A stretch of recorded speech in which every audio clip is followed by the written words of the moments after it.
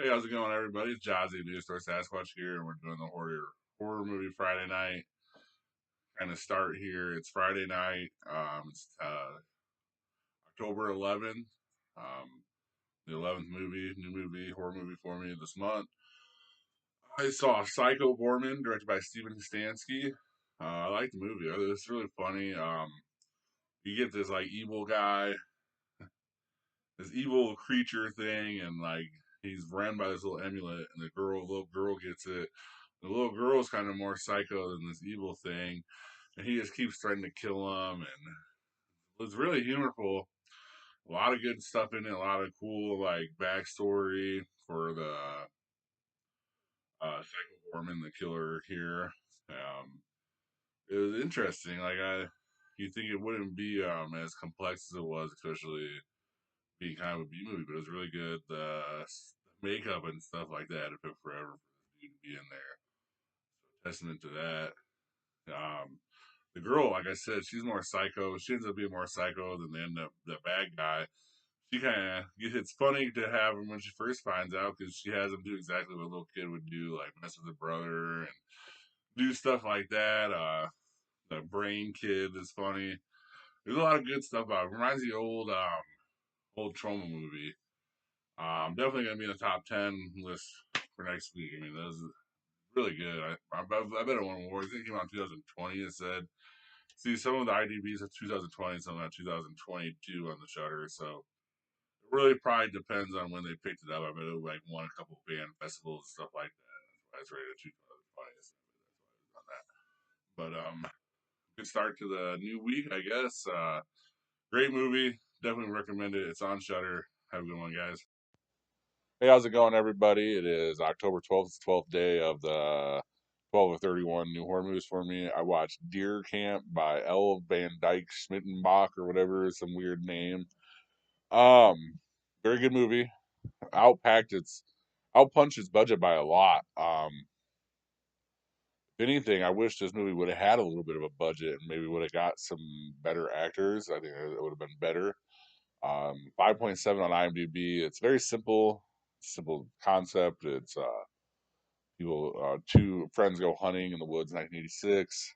Um, and then through that, a Native American demon type thing kind of goes after them. So, um, very good. The one weird thing was they were in northern Michigan and they had like a southern white racist like scene where they kind of went after the characters. One of them had to be African American, another one happened to be, I believe, Middle Eastern, but they called him a Mexican name. But anyways, it was good. It was a very good movie. Um, it was like simple. It was funny. The guys are funny. You can tell they're probably friends, or at least they got along very well while they were on set. You can tell that there was a lot of shared opportunities for these guys. They took it serious. They're good. A simple movie. Like I bet the budget's around 1.5, 2 million. I mean, it barely had anything on it. The actors don't even know the actors in it, and the director's not that famous. But it was on Prime. It was very good. 2024, so it's almost brand new. I probably could have put it on a streaming Saturday, but I just don't think that there's like enough of it to review just because it's just so simple. It's just we get it. Guys go, they meet behind this is chick in the bar, and then all of a sudden, all hell breaks loose in the cabin. So that's just what it is, but it is what it is. Good cabin in the woods movie. So if you're looking for it, go ahead and watch it. I gave it a definitely gave it like a B minus, especially for a horror movie. Very good. Especially how little money there was involved and how good the story was. I mean, it even got a 5.7 on IMDb. And horror movies are hard to get a higher rating, and the 5.7 is a pretty decent horror movie rating for IMDb. So it's all right there. So yeah, I'd check out Deer Camp 86 on Prime, guys. Hey, how's it going, everybody? It is Sunday, October 13th. 13th movie of the month for 31. All these new horror movies doing good. Destroy Your Neighbors, directed by Josh Forbes. This movie was really good. Um, Definitely punched aside its budget like the last Deer Camp movie, but there's a good story. It's kind of like A Tall Tale Heart from Edgar Allan Poe, where you guy gets even more guilty and guilty and guilty and has to release his conscience from it. So I like that. I like Dangle's in it. There's another good guy in it too. A couple famous who do make cameo in it, like three or four of them. I don't know, maybe they know the producer or know the guy and just want to do it. This is a funny movie. Like the guy is kind of like a normal guy, kind of like a pushover, and his neighbor starts going crazy at night, and he can't sleep, and he's trying to finish his thing, and he ends up killing the neighbor, and the neighbor kind of stays with him, so you kind of get the ghost effect, and even the crazy guy in the beginning said you're gonna get three ghosts, and you end up killing like three neighbors. So it was a very good movie. It was very good. It's another movie I had to watch in the morning because this goddamn football schedule and this goddamn Sunday is crazy. I'm telling you, it's like 12 hours of football, and then it's more than 12. It's like 14 hours of football now. I gotta get in a movie, and I gotta get in the last showing of a movie tonight. So you know what I mean. So it's just the Sundays are crazy, but we get it. We keep getting the new movie in there, which is important. I will see you guys tomorrow with whatever we're gonna watch next, and have a good rest of your night. Hey, how's it going, everybody? It is Monday, October 14th. 31 new horror movies to me. I watched The Jester with Stephen Kromchek, directed by Stephen Kromchek. It was good. No, I mean that was good. This one was probably one of the worst ones. Um, it was like a TV made for movie slasher deal or something. That's kind of what it felt like. Not a lot of gore. Story was kind of weak, and the guy's kind of like I don't know, kept harming himself, and then I didn't like it. There's like a psychological part to it too, or like some type of like clairvoyant or whatever shit that he was doing, and he had to use the girl's dad's death to bring her into wherever, and the dad wasn't even really well liked by people and had two families, so I don't know. It just movie wasn't very good.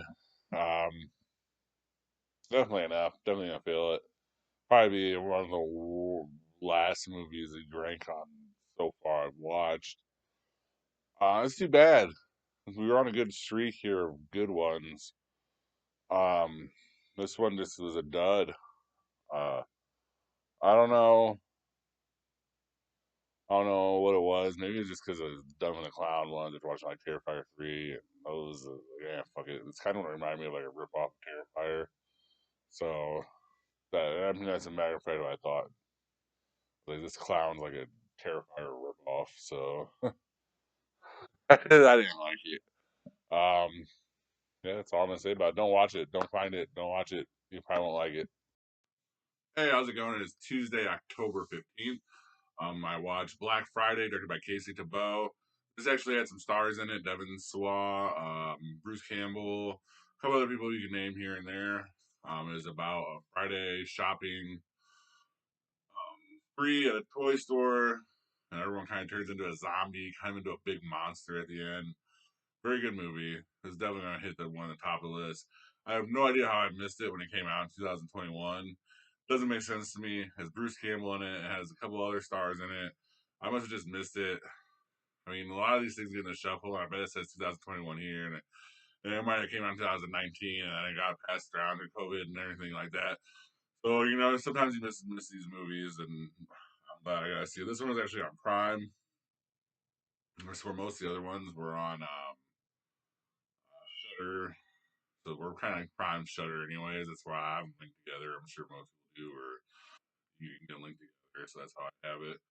Um, very good. Yeah, I definitely recommend this. This is only an hour, 20 minutes. Of Bruce Campbell, like I said, he's a master of these kind of comedy horror, come to life, dead, evil things. So Um, he was good in it. That's why I was good in it. Kind of good story. They kind of push out the one guy, even one guy that uses like the knowledge of like zombies and bites the guy he doesn't like to like move it on.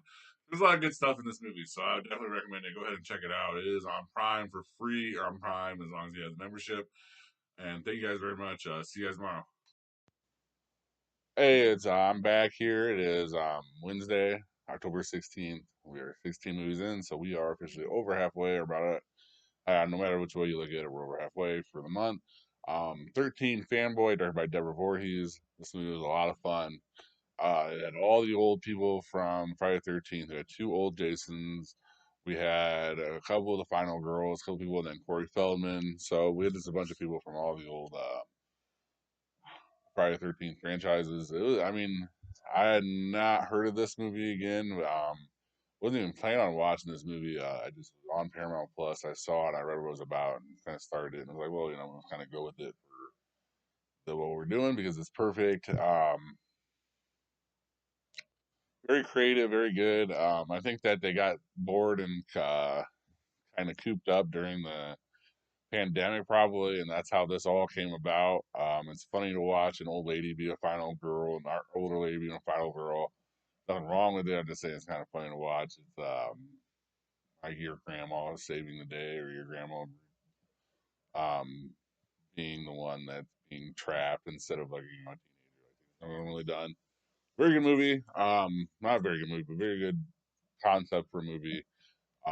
Little, there's just like it's just cheaply done. There's like a couple editing mistakes here and there, and there's a couple of things here and there. It just kind of looks cheap. It kind of looks like you just kind of made it with like I could have made it with my telephone. So that just kind of took it away from it a little bit. But other than that, it was worth watching. If you're a Friday the 13th fan, you're gonna see two Jasons, like I said. You're gonna see all this like kind of humor that brought up through the movie, and you kind of see the actors try to play themselves, which is always kind of funny to see how they do. So yeah, it's definitely worth watching. So go ahead and check it out. Hey, how's it going? It is Thursday, October 17th. We're 17 movies in now. This was Suitable Flesh, directed by Joe Lynch. This one was starring Heather Graham too. It was more like old school Cinemax like type horror movie, I guess. A lot of sex scenes. You get the vibe right from the start. There's like heavy erotica in this. Basically, the transfer happens during the sex, so the host gets so the original host takes over the second host's body through this, and basically he at first was a guy and he wanted to go to a younger male, and he decided that female was for the future, so that's why I ended up with Heather Graham here and another psychiatrist. It was actually a little slow to start, but once it got going and you kind of understood what was going on, and you got more of the action, like more of the story. Like it wasn't exactly a Skinamax movie. It was that's more of a joke. It just was a lot of sex and a lot of erotica. Just, but it was a regular movie, so you did actually go on. It was not just like a softcore porn. So I better clarify there while I'm talking about the story. Um, it's probably in the middle of the top 10 of it. It's top 10 honorable mention for this month. Really, it had a better budget than a lot of movies. It had a big star like Heather Graham and a couple other people, but that just wasn't enough for this. I feel like could have been better. I don't know. It was just a little. It was like a little too much. It was just. It wasn't. It should have just been a softcore porn, and we could understand it better. Is basically what I'm trying to say here. But it wasn't really. There was only actually like one little nude scene too, so there wasn't a lot of nudity. So to say it was like a Skinamax movie is like overrated or over exaggerating it. It just wasn't. It just was there. It just bland, middle of the road. Like it was from 2023. This is a decent attempt at a good story here, though. I will say that much at least about it. So we are 3 weeks in now. 3 weeks in, 17 movies in. Got 2 weeks left. Two full whole weeks. We're gonna watch two new horror movies. We're gonna go see Smile 2 in the theaters Sunday night. Yep. So that is the plan for the horror October nonsense going on. We're gonna watch a couple more '80s movies because the Shutter had a bunch of '80s movies, not too many '90s movies. If I can find the '90s movies, we'll throw a couple '90s movies in there too for Throwback Thursday next week. And streaming Saturday, we'll have the Girl October build or whatever, the new Anna Kendrick one that's about the serial killer, and Cadeau Lake. So we're gonna go. And it's the last day before edit it all out and put it out there. Hopefully, these are a little bit more palatable. I try to make them palatable to you because I try to make them all around 2 minutes. They're all a little bit 2 minutes or under, so that's perfect. Thank you guys very much for watching. Please let me know what you thought of any of these movies if you watched them. Have a good rest of your night, guys. Thank you for watching. Please like and subscribe. Comment your top movie picks for Throwback Thursday in the comments section. And see you next time in the cave.